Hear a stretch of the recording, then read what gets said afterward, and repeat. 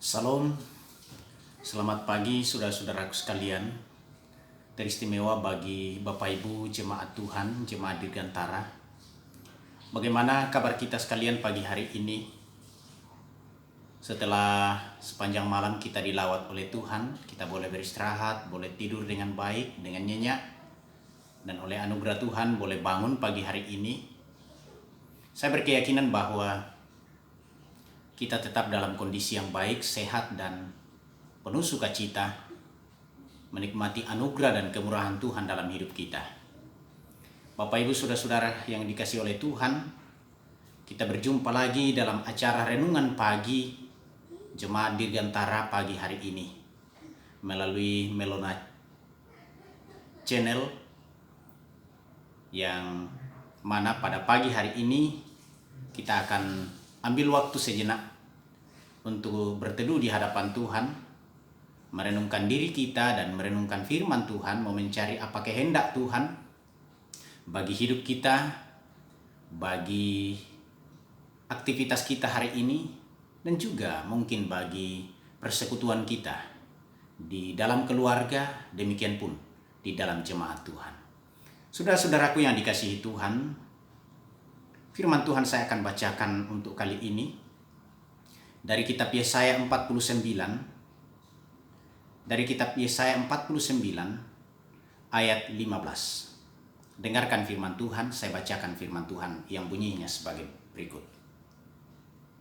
Dapatkah seorang perempuan melupakan bayinya sehingga ia tidak menyayangi anak dari kandungannya?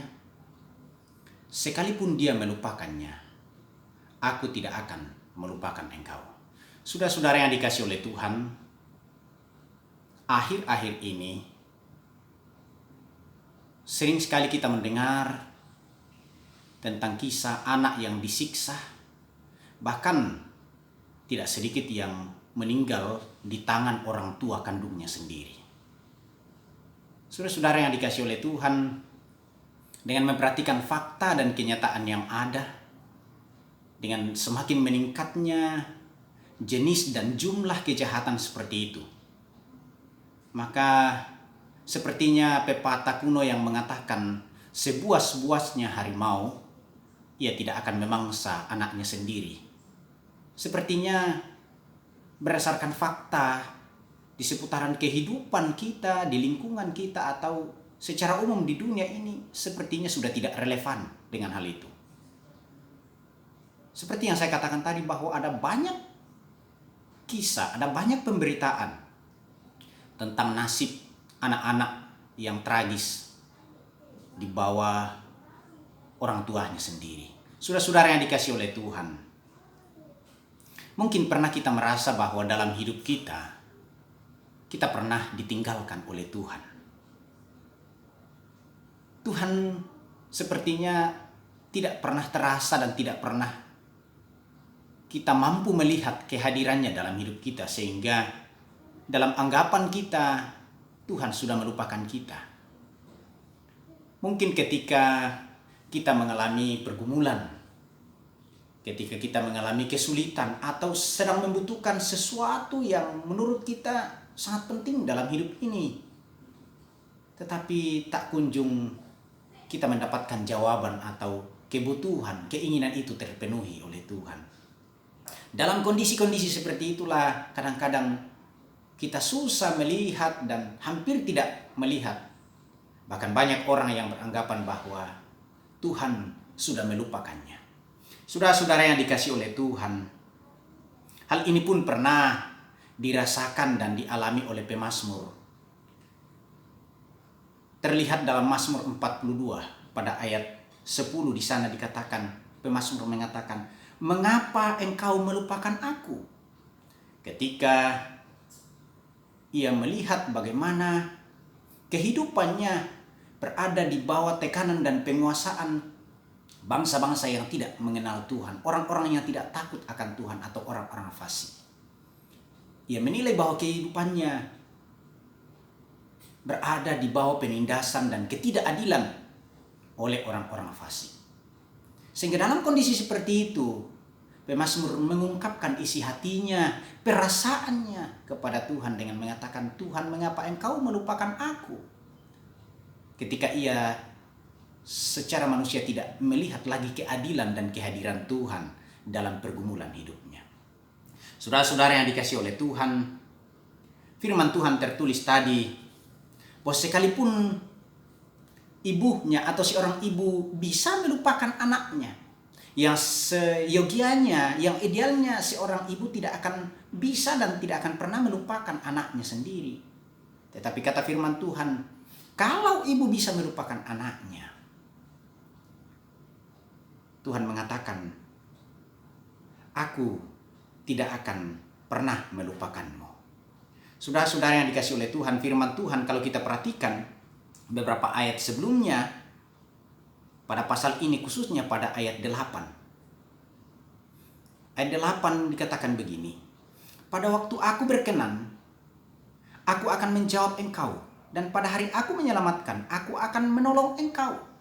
Saudara-saudara yang dikasihi oleh Tuhan, sesungguhnya ketika kita merasa bahwa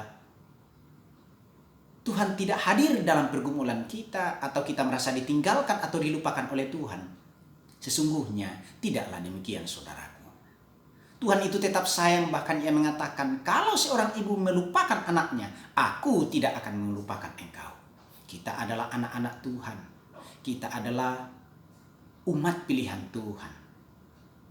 Sebab itu, mari ketika dalam pengalaman-pengalaman itu, ketika secara manusia kita susah melihat kehadiran Tuhan, maka tetap kuatkan iman dan hati kita bahwa sesungguhnya Tuhan tidak melupakan. Semua hal dalam kehidupan kita selaku anak-anak Tuhan ada dalam perkenanan Tuhan dan waktu Tuhan. Oleh sebab itu, ketika kita memahami bahwa segala hal dalam hidup anak-anaknya, saya dan Bapak Ibu, ada dalam waktu Tuhan, ada dalam perkenanan Tuhan, maka jalanilah hidup kita, panggilan kita, pengabdian dan pelayanan kita dengan bersetia. Sekali lagi, jalanilah panggilan kita, tanggung jawab kita dengan bersetia, dan lihat Tuhan akan melakukan pekerjaannya atau bagiannya dengan sempurna. Saudara-saudara yang dikasihi oleh Tuhan, kiranya dalam menjalani kehidupan kita, kita tidak kalah dengan pergumulan, kita tidak berputus asa dengan berbagai kesulitan dan penderitaan, tetapi kita akan terus dikuatkan melalui firman Tuhan pada pagi hari ini, menjadi motivasi bagi kita, khususnya akhir-akhir ini dengan banyaknya kesulitan dan pergumulan, bahwa sesungguhnya Tuhan tidak lupa dengan kita, tetapi akan ada waktu perkenanan Tuhan. Seperti yang dikatakan tadi, bahwa pada waktu aku berkenan, aku akan menjawab engkau. Pada hari aku menyelamatkan, aku akan menolong engkau. Saudara, setialah, nantikanlah waktu perkenanan Tuhan untuk menyelamatkan kita. Bertekunlah, nantikanlah waktu perkenanan Tuhan untuk menolong dan menyelamatkan kita. Tuhan Yesus memberkati kita hari ini. Selamat beraktivitas, selamat menikmati sukacita dan bahagia melalui setiap aktivitas kita. Saya ingatkan Bapak Ibu, sekiranya ada di antara kita yang harus keluar dari rumah karena pekerjaan atau urusan-urusan di luar, jangan lupa pakai masker, jangan lupa jaga jarak, dan maksimalkan penerapan protokoler kesehatan demi keselamatan kita dan orang-orang yang ada di sekitar kita. Tuhan menolong kita untuk jadi berkat bagi sesama kita, jadi kemuliaan bagi nama Tuhan. Terima kasih. Shalom untuk kita sekalian. Amin.